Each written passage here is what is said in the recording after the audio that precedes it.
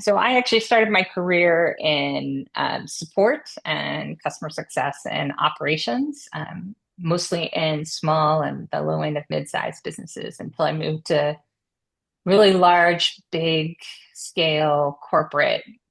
So think like 100,000 plus people kind of organizations that are in practically every country in the world with brands like Xerox and Philips and Ericsson and Citrix and Hitachi and SAP.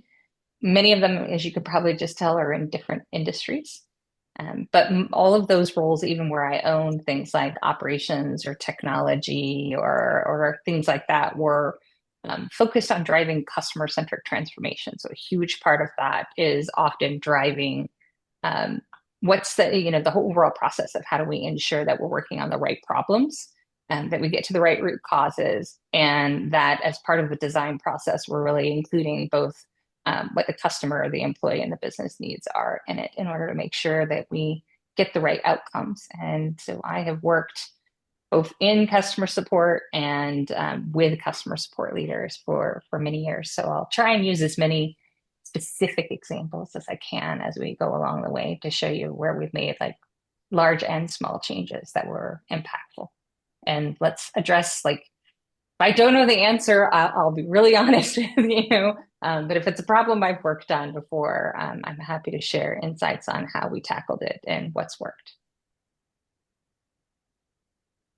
Great. Thank you, Tabitha.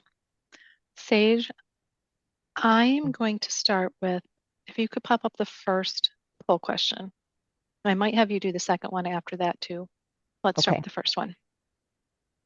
So if you guys could just take a moment at the poll and just choose one, and you have other at the bottom. So if none of those listed are right, just choose other and add a comment. We'll give it just about 30, 40 seconds. Don't need to think too hard about this one. Could be there's too many to list. Sometimes I felt that way.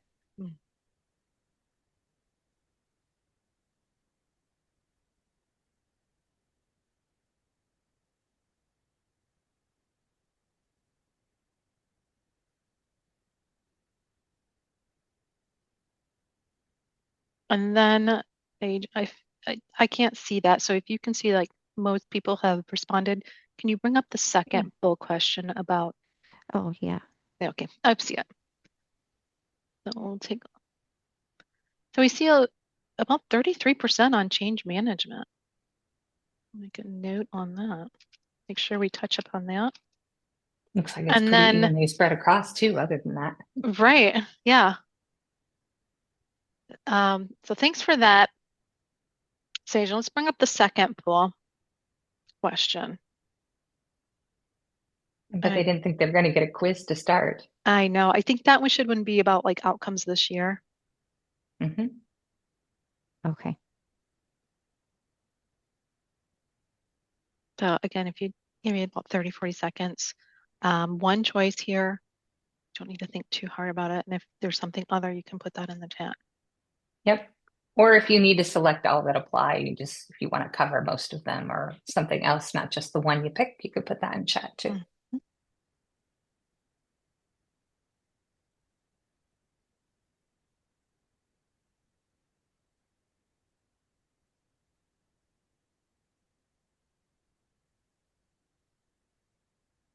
All right, Sage, if you can bring up, if you think most people have responded, if you can bring up the results, that would be helpful. Oh, we got a kind of an even scopes. Three-way tie, increased efficiencies of target cost reduction, increased call deflection, and improved customer satisfaction. Okay. Just hold that there for a moment. I want to snip this. I do want to make sure we cover on these things, and I don't trust my memory. Thank you, Sage. So Tabitha, I see kind of maybe a theme here. We have change management, and then people are asked to maybe do more with less.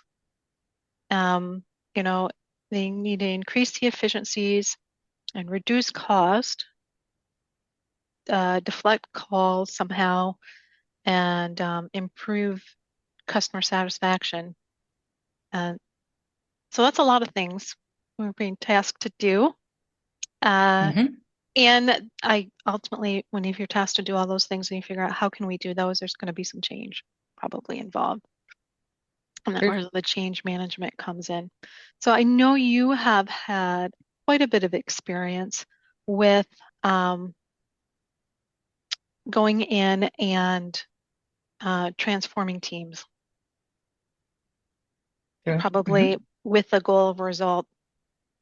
And so let's start there, kind of around these themes, but it doesn't have to be, where do you want to go there? How would you approach any of those and from your experience? And you start with the teams, do you start with the technology, the digital Hmm. strategy? Um, where would you start? Because I typically lead customer experience, I start with the customer. And every business case I build is I make sure that it has three legs to it. So one of them is what problem do we need to solve for which customer segment in our base?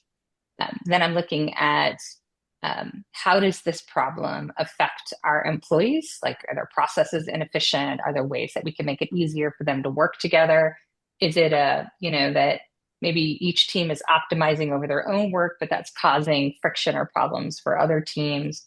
And then I look at what's the measurable business outcome that we could have from that.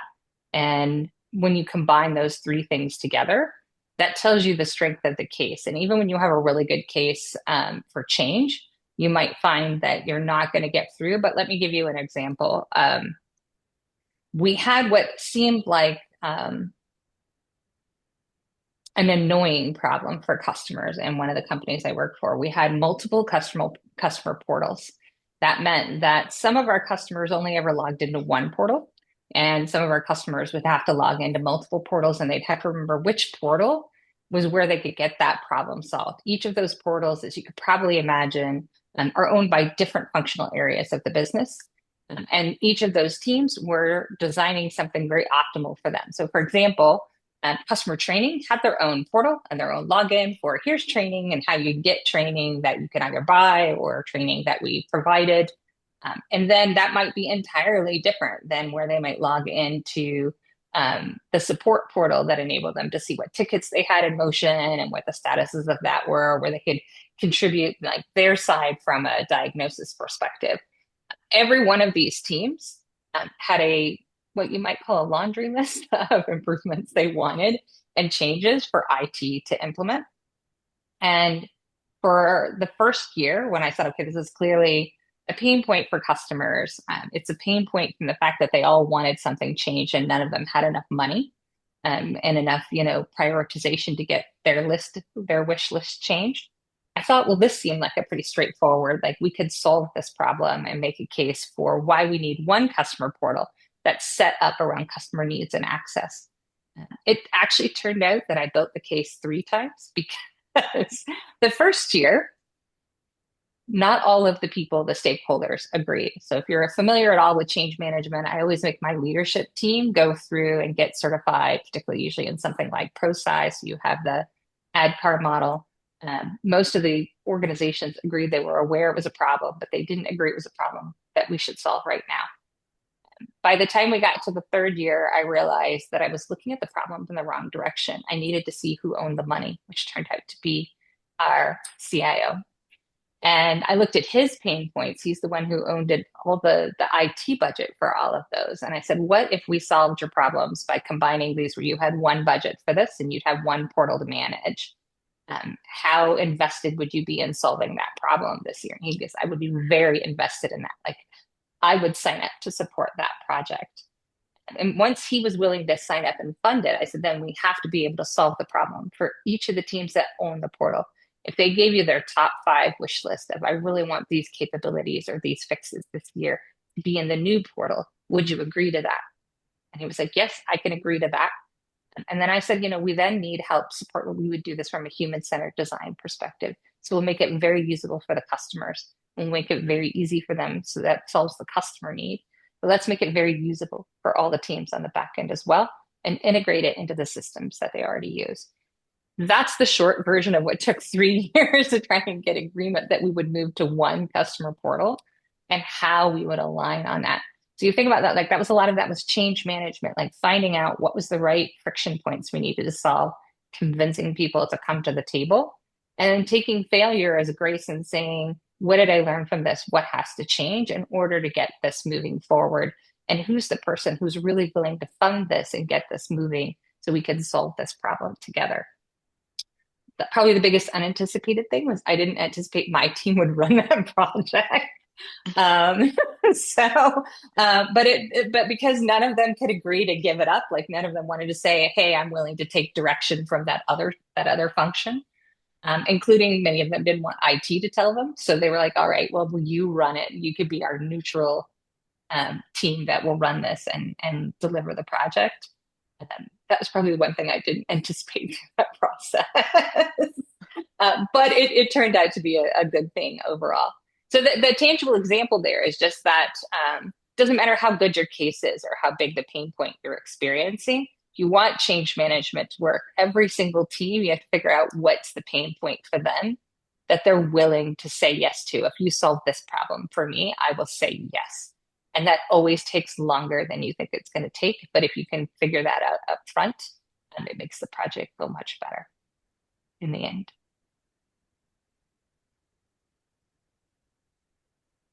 Thank you for providing that. I know my own experience sometimes it is getting all the teams on board and willing to, sign up, sign in, or help out, or whatever it is.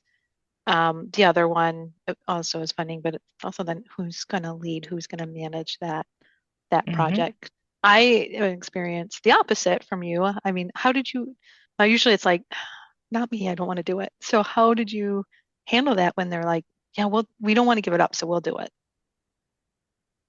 Because you said you were not prepared for that.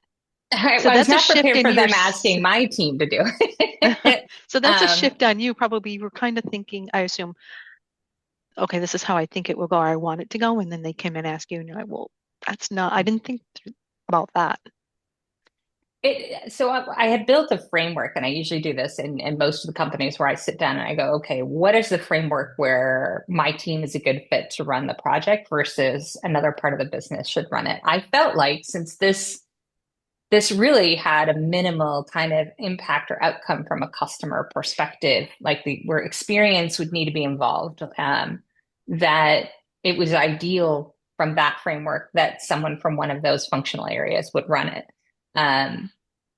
It's more often it's the opposite problem where they're fighting about who gets to run the project. And so having that framework where we have a decision for how we do it is definitely easier to do that. So I would say that in the case of where the teams are debating who gets to run it, it really comes from who has the most vested interest in the outcome. And can you set up the right sort of steering committee over the project to make sure that all of the key stakeholder teams have a voice in making sure it's successful? Then that kind of helps the teams that don't want to sort of give up power or control because they still have a stronger say than just in a typical RACI model and a project, for example. But somebody has to take charge. They can't all be in charge. And I'm sorry that for my just getting over a cold. So before I go on to my questions, I just want to see, does anybody have any questions they want to ask Tabitha?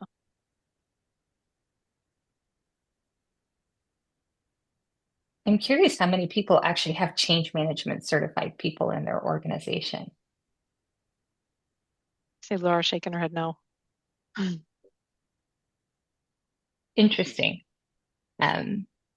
Because that turns out, a lot of my team tends to be their project, project management or their research. So they run like NPS or CSAT or customer effort score, or they do qualitative research or they do design.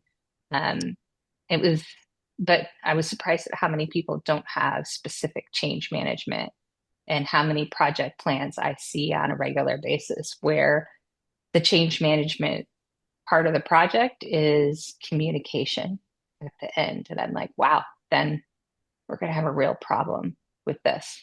And a good example of like what I look for, like I've sat on many a project steering committee, digital transformation.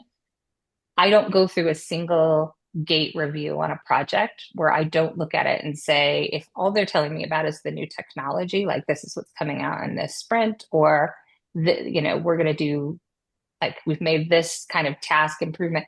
I'm not actually seeing though where they're talking about here are the functional areas who are going to change how they're going to work. And we've taken that process and it's going from 36 steps down to 42 steps. Oh, wait, no, that's not a down, where I hear like, I want to hear numbers, right? I want to hear, no, how are you going to get it down to 15? Or, that kind of conversation. I'm looking for, can they get it specific enough to tell me this is that? And then how are you going to sell that change? Mm-hmm. That's great because one of the poll, one of the 33% of the three, was people are being expected to increase efficiencies and or target cost reductions in 2026. So you were just using about change management and the numbers on how are you going to bring us down? How are you basically going to, in that example, how's this technology going to become more efficient to that team? And often it's maybe twofold. Sometimes it needs to be more efficient for the team and the user. It could be the same people, could be the two different people. So I don't know, talk to us, Neil, about that. I don't have a general question, but you have examples. Do you have an example of where you've kind of touched on that and you've had to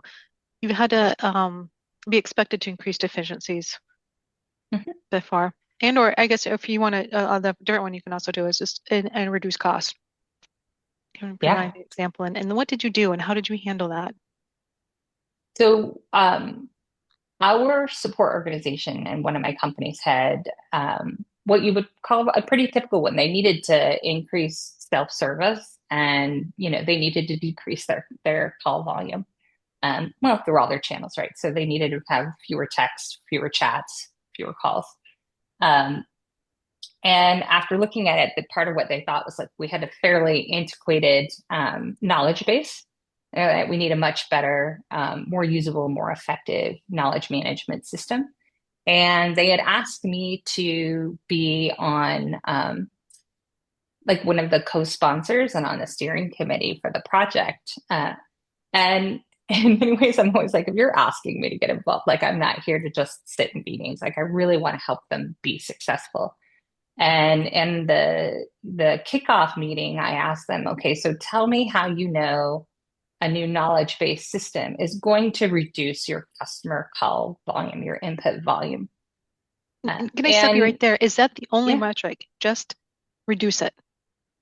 Was that the only metric? They had a bunch of other metrics. They were supposed to make sure like customer stat stayed the same. They had other metrics, but the big one was we couldn't staff up that year to meet the anticipated call volume, and they needed to lower the call volume. And I was like, okay, that's fair. That's your primary goal and expected outcome. And the others sound like nice to haves, but this is your must have. And I said, so how is the knowledge base, a new system, going to help you do that? And I got a lot of what I felt were thoughtful but fluffy answers. I didn't hear that they were really clear about what things would go away. And I said, well, let me make a proposal. I think we need to strip out a bunch of questions in our post-support survey. Because I owned that, I could pretty easily make that shift.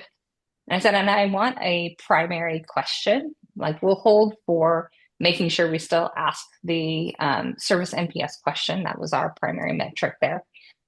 I said, but I want to ask, a simple yes, no question. And if we shorten the survey, we'll get more responses, particularly if we change the invitation to tell people this is a critical question.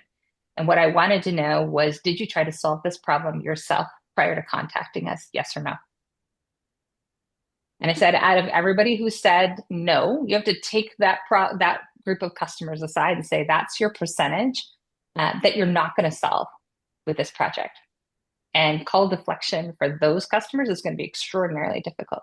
Everybody who said yes, let's get a Tiger team of support people who volunteer across the organization to go through and participate, in which we take all the yeses, they look at what that problem was across all those cases, and then say, can each of these be solved by self-service in some way?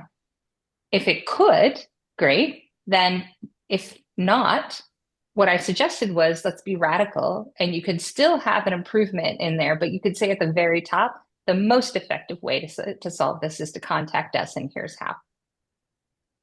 And for all of the ones where it's like, yes, this is very reasonable, this is very effective to solve self-service, I said, now I want you to get creative and say, how will you update or change each one of those? What might you do to make those more effective?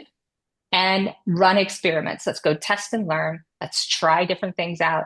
In many cases, one of the strategies that they came up with is you actually needed 2 or more ways to solve the problem. So 2 or 3, never more than 3 ways to solve. Like you could pick video, you could pick a walkthrough, you could pick a read through, because people learn different ways or solve problems different ways. That was one of the things they learned through this process. But my favorite was, unsurprisingly, password reset was the number one call they were getting. And the experiment they ran, and you've probably encountered this solution in other support, or maybe you have it, is when you called in for support, it was press 1 to walk us, and we'll walk you through password reset. So the best person who explained it won, and it was their voice on the IVR. And it would repeat, or you could just click and you would push the button 1 again, and it would kick you right back into the support queue for getting somebody to help you. And that made a massive reduction. It was more than 85% of password reset calls disappeared as a result of that. It was an easy win. And they were like, because there was arguments about, oh, you can't make it number 1, you can't do this. 1 week of that and having that kind of numbers, and support was like, it's number 1 now. Like, this is what we're going to do. And so the idea was like, how do you get people to buy into change management? You let them know it's an experiment. You get the teams involved. You let the customers decide which ideas win. We did a bunch of fun rewards and recognition, including for the teams that tried great ideas and failed. We celebrated those as well. We documented them. So we didn't try that one again someday in the future. When we forgot we tried it, or at least we kept the learning from why it didn't work. And that whole process meant we actually did not need to make an expensive new knowledge base system happen. It was building out a different muscle for the support team on how to really drive that type of change. And so that they basically did that sort of process every year as sort of an annual exercise where they'd be like, how do we do this? But it started with the customers and asking them, did you try to solve this yourself? Yes or no? And it surprises me how many times we don't ask that question. And if we do, how little we do with the information we got. I really like that, because you're right. I think of some of the past experiences I've had trying to implement things, and hindsight, if we would have asked that question, it really would have changed the approach that we took. And when we look at what are people contacting us about, let's say it's password reset. Okay, we're just going to jump in on that. But that upfront question, that time you took to do the research beforehand, if they're not trying on their own, all that work could be just goes unseen. And it's really crazy how many times we think we know the right problem to solve or the right way to solve it. Instead of being willing to experiment and to get the better data. There was a huge resistance to that idea I put out there where I said, if it's a problem, they shouldn't be trying to solve self-service. Like, it's really hard to do it that way, to put the support contact at the top of that particular. But it actually came out in customer feedback. Even when they contacted the support, customers were like, wow, I really appreciate you saving me the time to do this. Like you could hear in like the recorded calls where they'd say, you know what, this was a lot easier to do this with you than if I tried to do this myself. And when you hear that, you're like, see, that works. Because most of the time, if you try to solve it yourself and then contact support, you're starting off angry because it didn't Right. work. Yeah, that's a great idea. Yeah. Oh, I'm gonna pull up my snippet of the target, make sure you're asking questions. I I hope that helped. saw Maybe somebody got some good ideas that they might want to I saw go try. some, Elisa said, love this idea, makes a lot of sense. And I think I saw a heart from maybe Kelsey. I wasn't sure. It went away. Um, so I don't, yeah, certainly. You guys on the call, what do you think about that? Is that a good idea? Sounds like for some. Yeah, if I could just say, I think it's really helpful. We have a website that we do try to direct people to, like with a FAQ. One of the most common issues we get are just very simple, can I eat this food after the expiration date, which is always going to be a no. Um, so I think the idea of, did you try to solve this? Or maybe we could pivot it by saying, did you try to go to our website beforehand to answer your question? I think that's a great idea.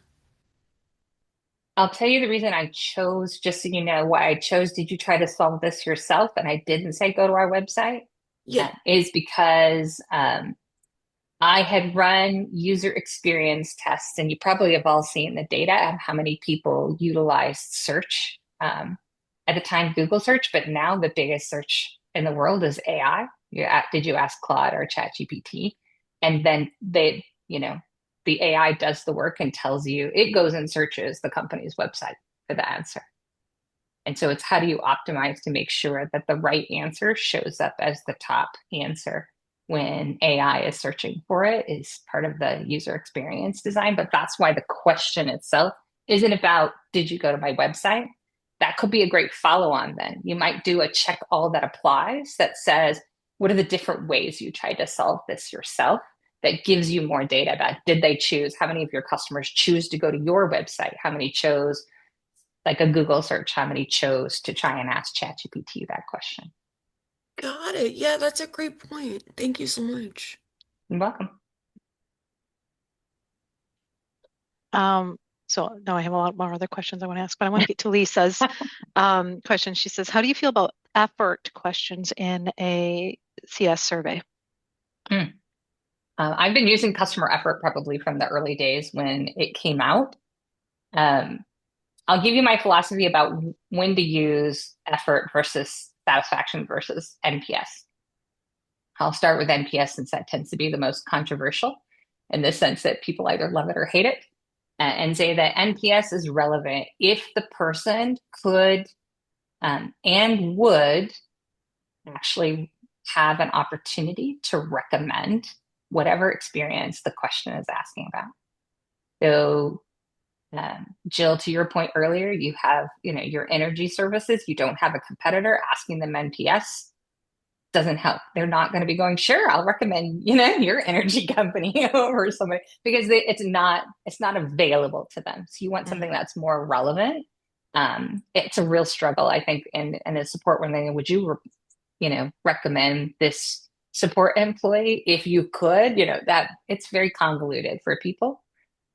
Effort is super good in a support perspective if the question is framed properly, because what you're looking for is understanding the amount of effort it took from the point they identify the problem to the point where they believe it's resolved. And I think what a lot of companies struggle when they put customer effort in is they're only interested from the point you touched us as a company to the point where we said it was done. But that's not the entire journey in the customer's mind when they're trying to solve a problem. It's the point where they experience it to the point where they don't experience the problem anymore. And that's where, if you look at it from the entirety of that problem, when you design the question, then your follow-on questions can be super helpful in figuring out where the sticky point is and where they're getting stuck. So if you want to make your effort score questions work better, this is where you have branching research that helps you figure out what their level of satisfaction was. You don't use that word, obviously, but like with the anticipated amount of effort it took to solve the problem. It also helps to make sure how you want to use this, of how you branch from there in the survey. But if you're trying to figure out where did they get stuck, like maybe it looks like they gave you a poor effort score and support, but it looks like everything went well when they contacted support. What that tells you is the problem that happened was in the self-service experience before, whatever method of self-service. Like I just tried to fix it myself. That was their problem. So if you can frame it around what part did they get stuck, what part of the solving the problem was hard for them, or took more effort than they anticipated, and then narrow down and ask questions about that. And that's really where effort gives you a lot more understanding. You can get to what the friction point is, and is this an occasional problem, or is it a persistent and systematic problem? And therefore, you could probably do something about solving that. Did that answer the question, Lisa? She said yes. Great. Yes. I'm just thinking, like, there could be a whole, we can put this on the list for some other topic, a whole another session on just asking the right questions, whether it's effort questions, whether it's, Cassie, what you were talking about, it's my mind on, I guess, did you try to find this or serve this, or Did you try to just, solve this yourself yeah, before contacting us? yep, Yep. just asking the right questions to get to, because there are a lot of times we're measuring certain things. We're measuring effort, we're measuring NPS, and customer satisfaction. So what are the right questions? What do we really want to go after? Mhm. And And then we we could talk frame them about up to, goals. How to yes, set more effective goals that give you the right outcomes, instead of let's make our customer effort score go up 3 points. I don't even want to talk about statistically whether that's a relevant improvement or not. But yeah, I will tell you my philosophy on survey design, though. It's probably makes me sometimes very popular and sometimes very unpopular in a company. For somebody who usually owns research for a company, whether it's market research, customer research, all of the above, user research, you'd think that I'd love surveys, and I'm the opposite. Like and so every question on a survey must have a very specific, this person owns it, and this is what you're going to do with that question. And I review it every year. And if you did nothing other than report that data for the past year, you didn't take a tangible action to change how we did business, then I will eliminate your question. I don't waste customer time for graphs. I only use their time in order to ensure that that data gets used. But the best part is I tell them that. So I let customers know, here's what we heard from you, and here's how we acted and did something different this past year. It's how I got, for example, in one company, I got customers who used to come up to me at our company events and ask me, when am I getting my NPS survey this year? And I'm like, it's random. You get them, you are somewhere in the queue this year. You will get it 1 month. Like, I'll double check you didn't accidentally opt out. I'm like, do you want to tell me your problem? And they're like, yeah, sure, I could tell you, but I just want to make sure that I get counted, because they knew I used quantitative data to make a case for how big a problem was. They would actually gang up with each other to try and get the votes up. Like we want to get this on the list. So when customers know and you communicate with them, we actually act on your feedback. We heard you. Here's an example. We changed this part of the business because we heard you. The amount of love and loyalty you get from that is outstanding. And the ways you can do that they're so much fun. But telling them you actually did something with the feedback. When's the last time you ever heard back from a survey? Much less that the customer did something because it was on the survey. I can say I don't think I ever heard back from. That's a shame, because you should have. And that's the whole point around surveys, is to do something with feedback. All right, so it looks like Lisa has a question. What is it?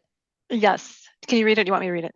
I don't know. I got it. Let's see. Best practice around isolating a customer's satisfaction with an associate versus the company or the issue resolution. All right.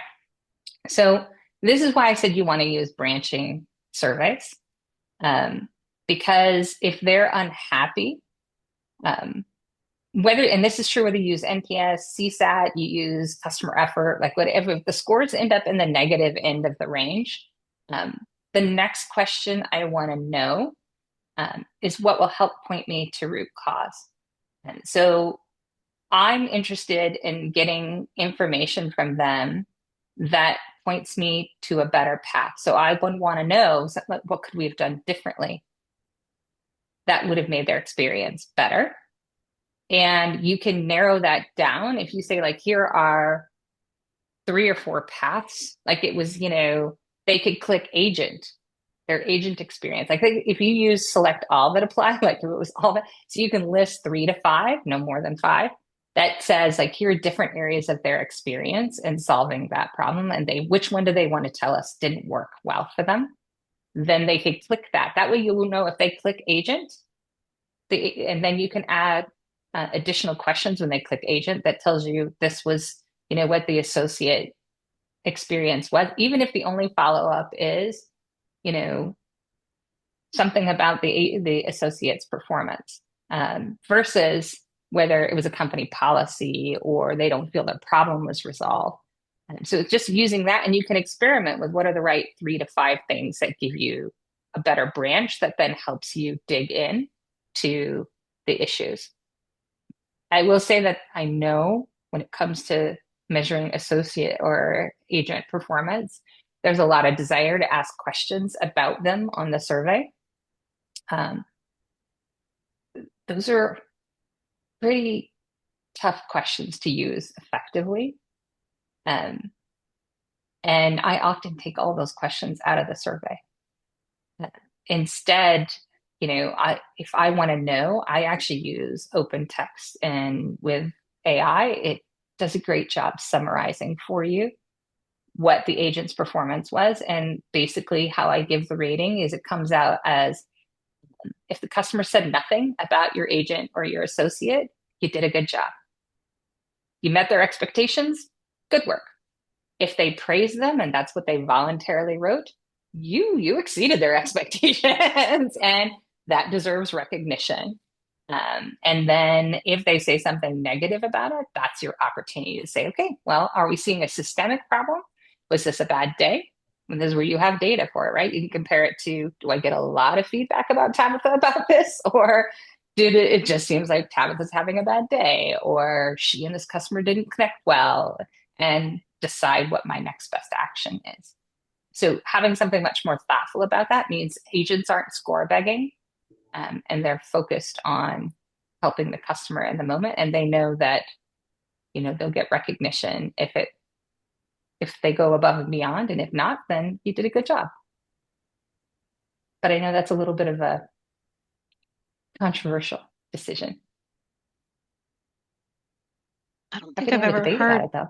Yeah, I don't think I've ever heard it said that if the customer said nothing about the agent, then that means they did a good job. And I agree with it. Yeah. Because if they're upset, they have an opportunity and they let it know. But I just don't think I've ever heard that said. In case you're wondering how I came to that conclusion, I ran the data. So we had years of data on agent feedback where people had answered questions about agent performance. When I took the questions away and I let them open text if they wanted to talk about the agent's performance, it was just an open text question, like, any feedback for us on our support agent? And I used that and mapped it to the data, and it showed me the exact same thing without having to ask a bunch of other questions. So I could take it out and leave it in open feedback at the end. But I had to prove to my support leaders that that was true before they let me actually take the data away. But it really is true. Most people, it's also a cultural thing, specifically if you run large global organizations for organizations, it's really hard to use that data because there's a number of cultures around the world that don't want to say something negative about someone. So they won't give you any manageable, usable data versus some cultures tend to be very hypercritical. It's just part of their culture. They tend to be very blunt. I used to live in Germany, work for a German company. Definitely a good example of where they're going to be very blunt and forward facing about, their feedback, and that could be interpreted as negative when it isn't necessarily. It's just that's the culture. So, I mean, again, I think I'm going to throw this in Sage's idea book. We could do just a whole session on surveys and questions, and then it even gets into global because, as you're mentioning, it's different depending on what part of the world and how they and just their culture. And there's a lot of global companies within SOCAP, and I'd be curious of how many kind of use the same survey for everything. Mm-hmm. And Lisa, if you want to reach out to me, I'm easy to find on LinkedIn. You're welcome to pick my brain. All right, we have just 13 minutes left. I have a couple of things I want to bring up, but I before I do, I just want to make sure they have the opportunity to ask any questions that they have. It does not have to be along the route of the conversation we've been having. But if there's anything that you really wanted to bring up, now's your opportunity. You can put it in the chat and you can come off mute. Well, I'll jump in just for a question. Tabitha, where does cost fit in here? I mean, being customer-centric is a great objective, but many times it does. So how often does cost, well, that's a great idea, but that's costing X. Where's the factor there? So cost is always a huge factor. And if I can't find a way to save the company money, while we're implementing a change that'll improve the customer experience, then odds are good it's not going to make the list. I have to have a hugely compelling case. This is the right thing to do for the customers, and it's worthwhile to bear the cost of that change, or the cost has to be relatively minor in order to be able to make that pitch. So if you remember where I said I want to make sure it has measurable business results. And so I might say this change is going to make the customer experience better. But I'll show, like, if you dig into how you build the case, I'll also show as part of this change, we're going to change the way the workflows go, and we will save time and money these different ways as part of this improvement initiative, so that every team, every functional area that's going to be touched by the project I'm proposing has some beneficial outcome in efficiencies, cost, or, if it's crossing over into sales or customer success, like, will it help us with growth? Will it help us with customer retention? Sometimes that's it takes me more time to get to that, but it's always worth it, because if you pitch the project before you have that, odds are good the answer is going to be no. This is where I think my Lean Six Sigma background really comes into play, is I'm always looking for how you make it more efficient.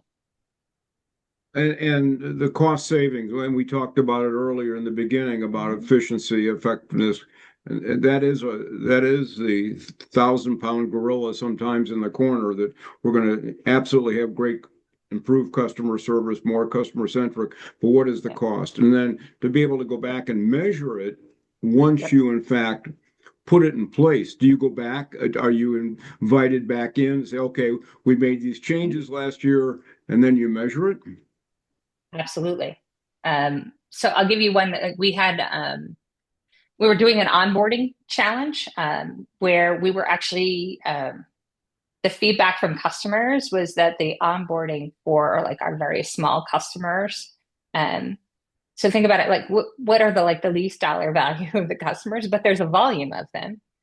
We're unhappy with the onboarding and the setup, and then their handover to support, like that whole thing. And it was a big, gnarly problem to solve, and it was complicated. And so nobody would touch it because they're like, well, that's going to be pretty expensive. And is it really worth it? And I dug in and found that set of customers had the highest likelihood to churn out in their first year.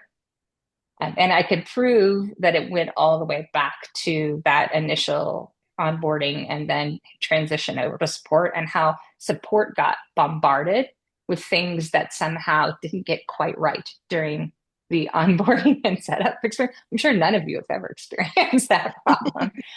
So then I'm like, oh, wait, so that means let me go get the call volume from those customers and what are the issues those customers are doing. And if we can fix this problem in onboarding, that's a call deflection. Like, we're actually going to get rid of those calls entirely for support. And then support was like, you know what, I'm on board to invest in that. Like, we would definitely like to get rid of those calls. And then I went in and found like the employee stat for those project managers for onboarding was pretty low. Actually, they were pretty fatigued. They were just, there was a lot of root causes in there. So I could actually find where there were significant pain points across the board, not just for the customer need. Probably took me about 4.5, 5 months to get all the data, get it like, and figure out like, did I have something for every team? And then we could do the ROI of, if this is the improvements that we make, then this is the outcome that we would get for each of the teams. And once they saw that, they're like, you know what, that's actually worth that investment. There are sometimes I've gone through and done, this is the cost to do it, and it's not, money doesn't turn out right. It's too expensive to do it. So, but you don't know it till you do the math. You. Great explanation. Thank you. Sure.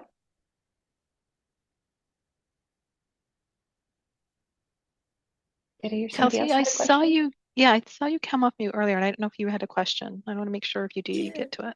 Yeah, thank you. Just a comment. I really thought it was refreshing your controversial viewpoint on the surveys. Just because I tend to agree that I think, there's somewhat of a formality. So I think really finding a tangible change is good.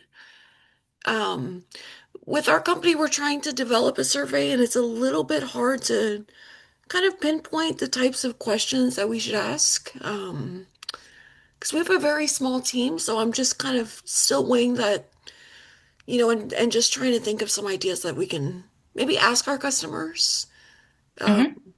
a little bit less focused on the agent and more so just on their experience or if they would recommend our product. Just any other ideas that you might have about that for, just like you said, tangible change.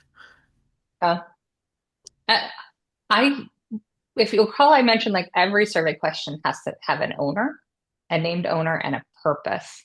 And so I start with what's my purpose, and there are two types of a purposeful question. This is setting aside like a overall metric question like customer effort or NPS, for example.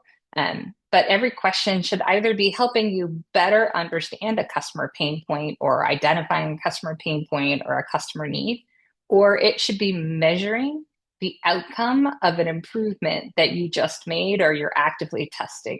So if the question doesn't serve one of those two purposes, it's really hard to prove to me what you're going to do differently as a result of asking that question.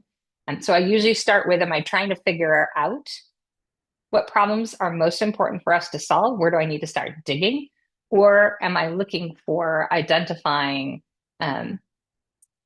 more like that middle part of the problem, like what's the root cause, or or like, so that all falls in that first bucket, like what's the problem and what's most important? Or am I moving out to, we've already solved something or we're in the midst of testing that solution and I need to know if it's working or not? Got it. Okay. Thank you so much. And I am definitely not pitching my side gig here. I mean, I do this for a living for like the company I work for typically, but I do like if people want to ask me to come in and help work through those problems, then I do pick up a few of those projects now and again. So if you really want to pick my brain outside of a short call, then you guys are welcome to do that. But that's not the purpose of this at all. Okay, well, thank you. I just know like I'm easy to find on LinkedIn, but I just know like surveys Yeah. are 100% a question that I have spent more time in my life, even having debates about what the scale should be and how an effective scale works and whether you anchor or fully anchor, I will never get those hours back in my life. And that's thousands.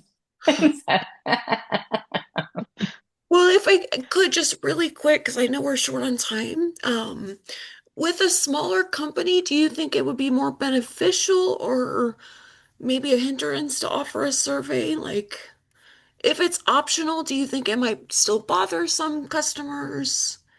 Or do you think it really just shows our, commitment to ensuring their issue got resolved? That's an excellent question. I would say that asking for feedback is never a bad thing. Um, Making certain that feedback is heard and used is the most important. And whether you do it quantitatively or qualitatively really depends on the size of your customer base and what works. I'll tell you though that even at a quantitative level, in some of the companies I've worked at where I could win the case, I took away the do not reply email that goes to surveys. And I know this sounds, again, a little controversial, but I got IT to give me a second email box that was my name in reverse. And myself and my whole team had access to that email box.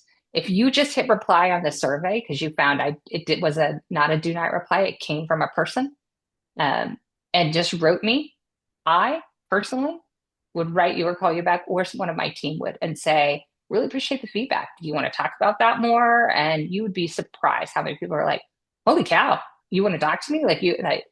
So it's that I want to be heard and I want to know you're listening is what's most important when it comes to feedback. And there are a lot of really fun experiments you can run to find out what works for you and what works for your customers, and giving them multiple paths. Like they could still click through the survey, totally fine with that too. And I always keep the surveys really, really short, like single digits. Because questions should rotate in and out because I'm using them for something.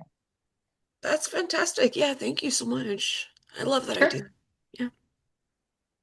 I want to make sure that we end on time. I want to thank everybody for their participation. I would just say that Tabitha and I met at 30 minutes before the start just to talk through what we might ask, what we might talk about. And truly the intent of this session, this webinar, and all the other ones that SOCAP puts on is really, it should be member driven. So what do you guys want to talk about? I can tell you, we did not discuss anything about surveys when we were prepping for this.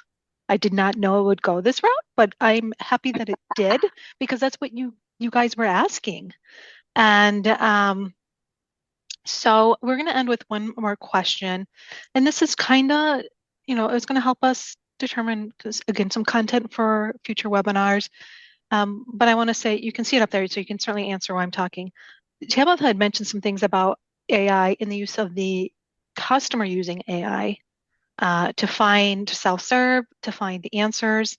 And this is, the question is, how engaged is your organization in experimenting with AI solutions? And sometimes we talk